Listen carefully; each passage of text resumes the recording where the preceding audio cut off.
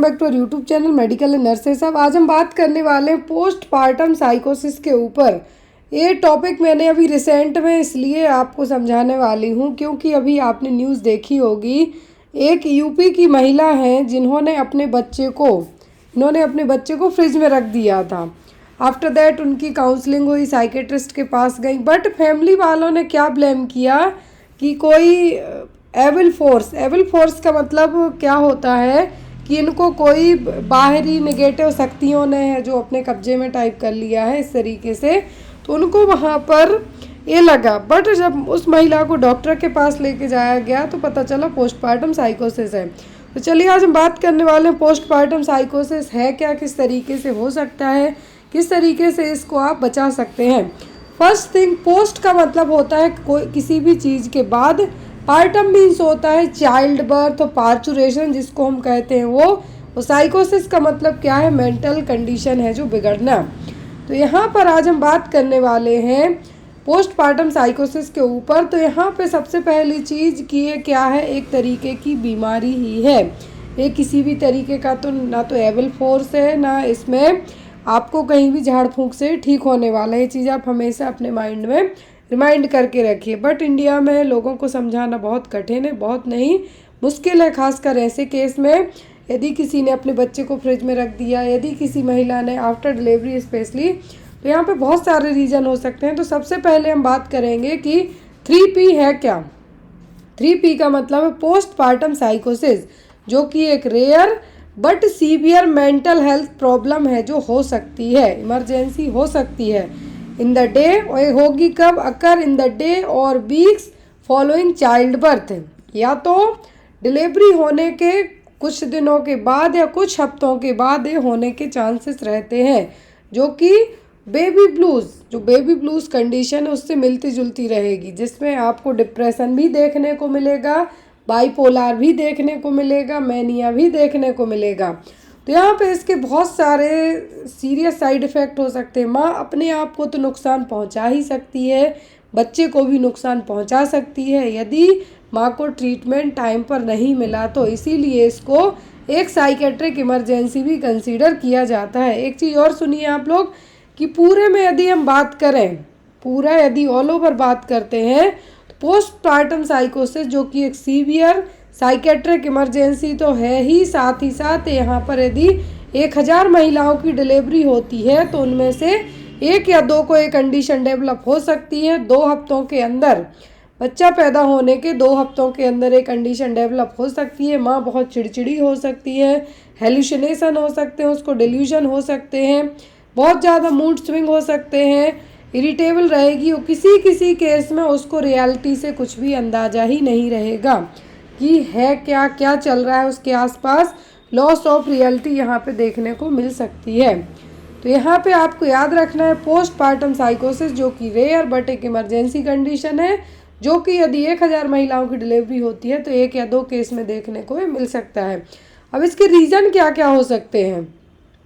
यदि physical reason की हम बात करें, फिजिकल फैक्टर की, तो सबसे पहला तो होता है हार्मोनल चेंजेस होना आफ्टर डिलीवरी के बाद, हार्मोनल फ्लक्चुएशन। यदि किसी को थायराइड की समस्या है तो लो थायराइड हार्मोन के कारण भी लाइक डिप्रेशन टाइप सिम्टम देखने को मिलते हैं। यदि नींद पूरी ना हो पाए, या बीपी की समस्या बनी रही हो उसको, या फिर शराब पीती हो या ड्रग्स लेती हो। दूसरे, यदि इमोशनल फैक्टर की बात करें तो फैमिली का सपोर्ट ना हो, स्ट्रेसफुल सिचुएशन हो सकता है डिलीवरी हुई हो, उसके जस्ट पहले उसका डिवोर्स हुआ हो, या उसके किसी लव्ड वन की डेथ हुई हो, या फिर कुछ फाइनेंशियल क्राइसिस हो जाए सडनली डिलीवरी के बाद ही इमीडिएट। तो इस तरीके के केसेस यहाँ पे कॉज कर सकते हैं। तो आपको याद रखना है, अभी तक इसका कोई भी एक एग्जैक्ट कॉज तो पता नहीं है, बट एज़ पर डॉक्टर्स के, एज़ पर साइकेट्रिस्ट के, तो यहाँ पर कुछ फैक्टर्स हो सकते हैं। पहला तो यदि फैमिली में किसी को बाइपोलर डिसऑर्डर की हिस्ट्री रही है वो। दूसरा, यहाँ पर कोई और मेंटल कंडीशन पहले डायग्नोस हुई हो वो। तीसरा, फर्स्ट प्रेगनेंसी में होने के चांसेस ज़्यादा होते हैं। फोर्थ होगा यहाँ पर कि 30 से 50% चांस सेकेंड प्रेगनेंसी और फ्यूचर प्रेगनेंसी में भी हो सकते हैं। फिर हो सकता है हार्मोनल जो शिफ्टिंग और हार्मोनल फ्लक्चुएशन होना एस्ट्रोजन और प्रोजेस्टेरोन का, ये भी एक ट्रिगर का काम करेंगे। सोना कम मिलना बच्चे के रोने धोने के कारण, बच्चे के परेशान करने के कारण, यदि फैमिली सपोर्ट नहीं है तो ये हो सकता है। और प्रेगनेंसी के दौरान यदि उसको प्री एक्लेम्सिया हुआ है, मतलब हाई बीपी की समस्या रही हो, तो भी ये साइकोसिस होने के चांसेस है। तो आपको याद रखना है, पोस्टपार्टम साइकोसिस होने का मेन रीजन होता है यदि फैमिली हिस्ट्री रही हो। दूसरा, एस्ट्रोजन प्रोजेस्टेरोन का फ्लक्चुएशन हो सकता है। तीसरा, यदि फर्स्ट प्रेगनेंसी में होने के चांसेस रहते हैं बट सेकंड में भी रहेंगे। सोना कम मिलना, इमोशनल सपोर्ट ना होना, ये सब फैक्टर यहाँ पे हो सकते हैं। फिर यहाँ पे हम बात करते हैं क्या लक्षण देखने को मिलेंगे कि आप पहचानेंगे कि इसको, जो आपके घर में परिवार में जो भी महिला है डिलीवरी हुई है उसको पोस्टपार्टम साइकोसिस, पोस्टपार्टम ब्लू हुआ है तब। तो यहाँ पर जनरली पहले 2 हफ्तों के बाद एक तो ये देखने को मिलता है। फर्स्ट तो यही है, ऐसा नहीं कि शुरुआत में डिलीवरी हुई, और क्योंकि शुरुआत में तो महिला बहुत खुश रहती हैं, कोई भी हो, बहुत अच्छा एक फीलिंग है जब भी बच्चे बॉर्न होते हैं। लेकिन आफ्टर 2 वीक के बाद देखने को मिलेगा, क्योंकि रियलिटी डिलीवरी होने के बाद यदि कोई भी महिला है, यदि उसको इमोशनल फाइनेंशियल पूरे तरीके से सपोर्टिव नहीं रहे, तब उसको ज़्यादा प्रॉब्लम होगी।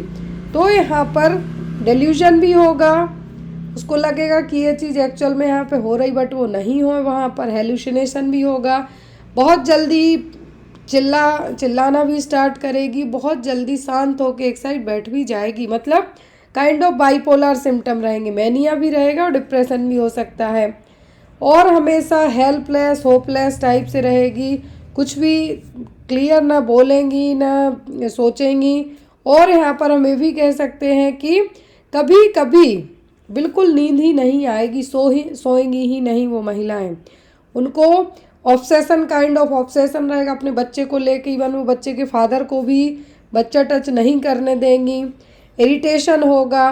तो यहाँ पर ये सभी चीज़ें देखने को मिल सकती हैं। तो पहला आप कैसे समझें कि उस महिला को क्या हो रहा है, साइकोसिस डेवलप हो रही है, पोस्टपार्टम साइकोसिस। इरिटेशन, यदि वो इरिटेशन इतने पीक लेवल पे पहुंच जाए कि सामान की उठापटक हो जाए, कुछ का कुछ बोलें, कुछ का कुछ देखें, तो उस दौरान आपको झाड़ फूंक नहीं करवानी है, यहाँ पे आपको डॉक्टर के पास लेके जाना है, क्योंकि उस दौरान उस महिला को इलाज की ज़रूरत है, ना कि आपके झाड़ फूंक वाले बाबा लोगों की। क्लियर? अब इस चीज़ को डायग्नोज कैसे करेंगे, तो बेस्ड ऑन सिम्टम के। और यदि इस तरीके से कोई भी महिला है, यहाँ पर साइकेट्रिक इमरजेंसी है एक तरीके की, तो यहाँ पर उसको सबसे पहले यदि बेसिक सिम्टम दिख रहे हैं, इरिटेशन हो रहा है, चिड़चिड़ापन हो रहा है, मूड स्विंग हो रहे हैं, तो गायनेकोलॉजिस्ट के पास आप उसके लेके जाइए, वो आपको तुरंत इमीडिएट साइकेट्रिस्ट के पास भेजने का काम कर सकते हैं, या काउंसलिंग की ज़रूरत पड़ सकती है। लेकिन यदि ऐसे में भी ठीक नहीं होते हैं तब हॉस्पिटलाइज किया जाएगा, क्योंकि उस दौरान माँ अपने लिए तो हार्म पहुँचा ही सकती है, बच्चे को भी नुकसान पहुंचा सकती है। तो यहाँ पर पेशेंट के लिए, क्योंकि उस दौरान तक उसको हॉस्पिटलाइजेशन की ज़रूरत पड़ सकती है, मेडिकेशन की भी ज़रूरत पड़ेगी, मूड स्टेबलाइजर्स डॉक्टर देंगे, एंटीसाइकोटिक्स भी देंगे और एंटी डिप्रेसेंट भी देंगे, क्योंकि इस केस में दोनों तरीके के सिम्टम डेवलप होंगे, डिप्रेशन भी होगा तो मैनिया भी होगा। यदि दवाइयों से काम नहीं चलेगा तब ईसीटी दी जाएगी और साइकोलॉजिकल थेरेपी दी जाएंगी, बिहेवियरल थेरेपी दी जाएंगी। तो इतनी नौबत ना आ पाए, ये वीडियो आपके लिए एक अवेयरनेस के लिए ही था कि इतनी नौबत ना आ पाए कि महिला अपने बच्चे को फ्रिज में रखने लगे। यहाँ पर रीज़न निकल के यही आया था, महिला ने काउंसलर को बताया कि बच्चा पूरी रात से सोने नहीं दे रहा था, रो रहा था। तो ऐसे में एज अ पार्टनर आप क्या कर सकते हैं, इमोशनल सपोर्ट कीजिए। यहाँ पे मैं ऐड नहीं कर पाई, बट आप ये चीज़ याद रखिए, यहाँ पर जितनी महिला को फिज़िकल रेस्ट की ज़रूरत है, इमोशनल सपोर्ट की भी ज़रूरत है।